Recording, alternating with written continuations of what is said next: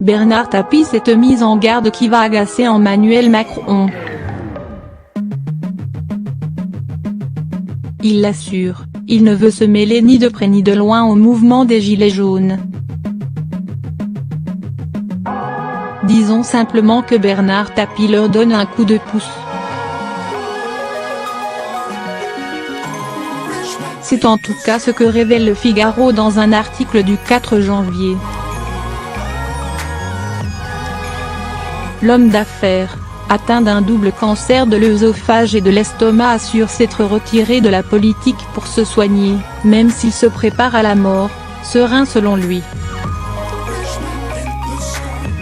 Pourtant, il a confié fournir aux Gilets jaunes des locaux de la Provence à Marseille, quelqu'un pour noter ce qu'ils disent et un cadreur du studio pour les filmer.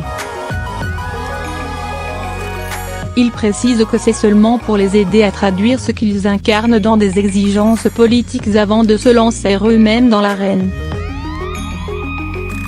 Et outre ce petit coup de pouce, son combat contre la maladie ne l'empêche pas d'avoir un avis. Il se laisse même aller à un conseil ou deux pour aider les Gilets jaunes locaux à s'organiser. Si bien que, de coup de pouce, il est presque devenu un coach pour eux, leur recommandant de ne pas chercher l'unanimité, mais de se mettre d'accord sur les changements qu'ils jugent indispensables et les encourageant à se lancer en politique. Alors, après avoir listé la série de maux et de drames qui touchent la France et les Français, et justifie de renverser la table, Bernard Tapie s'est même laissé aller à une mise en garde contre le président de la République. En tout cas, Emmanuel Macron n'a plus aucune excuse pour ne pas agir. Si le petit cercle qui l'entoure croit que grâce au grand débat, dans un mois ou deux, il sera peinard, il se trompe, assure-t-il. La déception engendrera quelque chose d'encore plus fort, plus violent et plus douloureux que les Gilets jaunes. Emmanuel Macron, dans la tourmente depuis le début du soulèvement des Gilets jaunes, risque de ne pas apprécier cette nouvelle attaque.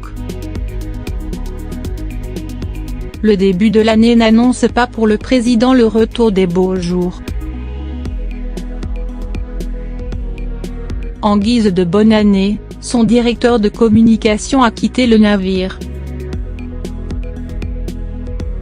Pour le moment, il garde toujours le sourire, et fait fi des polémiques.